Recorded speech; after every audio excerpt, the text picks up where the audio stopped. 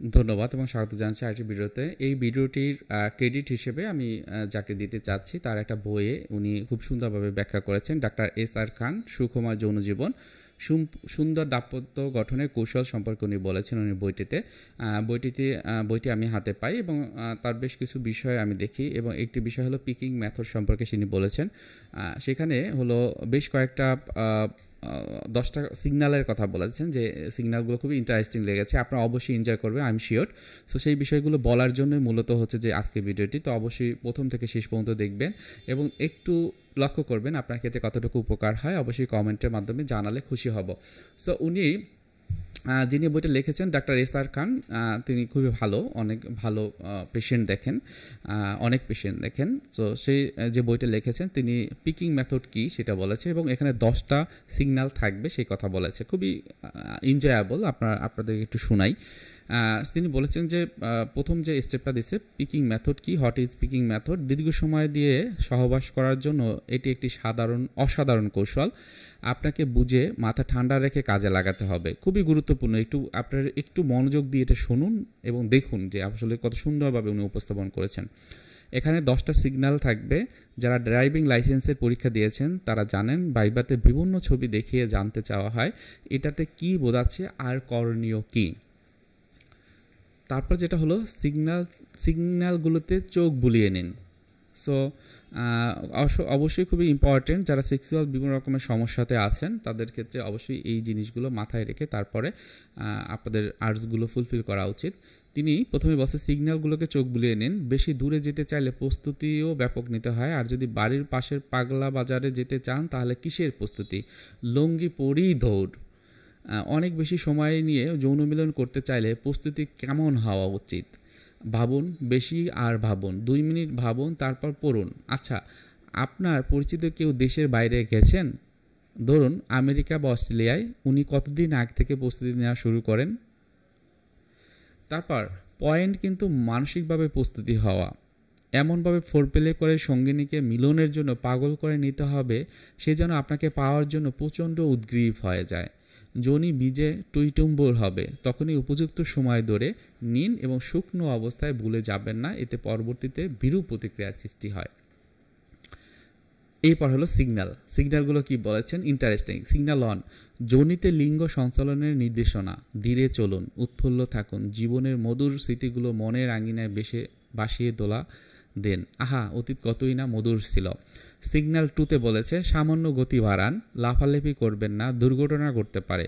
Overtake করবেন না, স্ত্রী 100 স্পিডে দিতে বলবে কিন্তু আপনি শুনবেন না, গরুর গাড়ির মতো স্পিড পারলে দিন, তবে মাঝে মাঝে পাগলা ঘোড়ার মতো গতি দিয়ে একটু বিশ্রাম নিন। সিগন্যাল 3তে উনি বলেছেন এখানে এলোমেলো গতিতে চালান, রাস্তা ফাঁকা মনে করলে অর্থাৎ বীর্য বের হওয়ার কোনো ভাব না থাকলে স্পিড দিবেন না।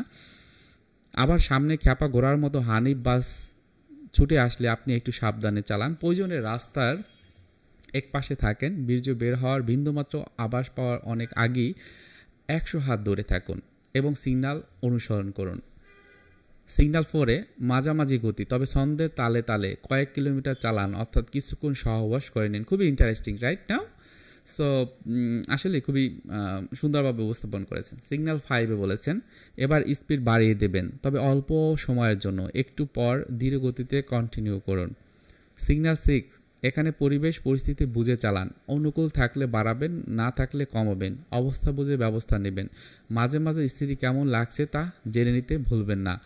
সিগন্যাল 7, এখানে জ্বরের পূর্বাভাসে সামান্য যদি বুঝতে পারেন তাহলে সাবধান, সমুদ্রে না, সতর্ক সংকেত মেনে ঘরে থাকুন।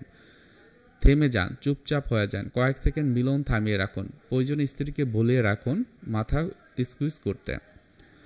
বেশি কার্যকরী এটা, যদি জ্বরে থেমে যায় তাহলে আপনি ঝাঁপিয়ে পড়ুন। সিগন্যাল 8-এ বলেছে জ্বর উপকূলের অনেক কাছাকাছি, যে কোনো সময় তাণ্ডব চালাবে, বাড়তি নিরাপত্তা লাগবে, আপনি নিজেকে তৈরি করুন, সামনে মোকাবেলা করতে হবে, বীর্য বের হওয়ার জন্য তৈরি হচ্ছে। সিগন্যাল 9-এ বলেছে নো রিটার্ন, এখান থেকে আর ফেরত আসা যায় না। সিগন্যালটা এত কাছে, অর্থাৎ বীর্য লিঙ্গের মৃত্যু নলিতে প্রবেশের মুখে, চেষ্টা করে বন্ধ করা যাবে না, বের হবেই না, ঠেকানো যাবে না। সিগন্যাল 10 হলো জ্বর। এখানে নিজেকে ধরে রাখার চেষ্টা করা বোকামি। যত পারেন জ্বরের থেকে বেশি গতিতে ছুটান, তাহলে আনন্দ করতে পারবেন। বীর্য বের হওয়ার সময় স্পিড বাড়িয়ে দেবেন, এটি পুরুষের অর্গাজম। এখন তিনি ব্যাখ্যা বলেছেন, এ তো বিরক্তকর পার্সোনালিটি পড়ার জন্য আপনাকে ধন্যবাদ না দিয়ে পারছি না। 0 থেকে 7-এর মধ্যে থাকতে হবে যদি মিলনের সময় সত্যি বৃদ্ধি করতে চান। কেউ চায় না ধীর গতি গাড়ি চলুক, তবু নিজের কথা ভেবে চালান। ঠিকমতো অনুসরণ করুন, ফলাফল না হয় নিজেই মিলিয়ে নিন। ব্যাপারটি হয়েছে যে আপনি যখন সেক্সুয়াল আর্টস ফুলফিল করতে চাইবেন আপনার ওয়াইফের ক্ষেত্রে এবং আপনি নিজের ক্ষেত্রে, ওই সময়টায় আপনি সব সময় কিন্তু একই রকম স্পিডে আপনার সেক্সুয়াল যে আর্টসগুলো সেগুলো কিন্তু ফুলফিল করতে পারবেন, অর্থাৎ আপনার পিনাট্রেশনের ক্ষেত্রে খুব দ্রুত আপনি করতে পারবেন না।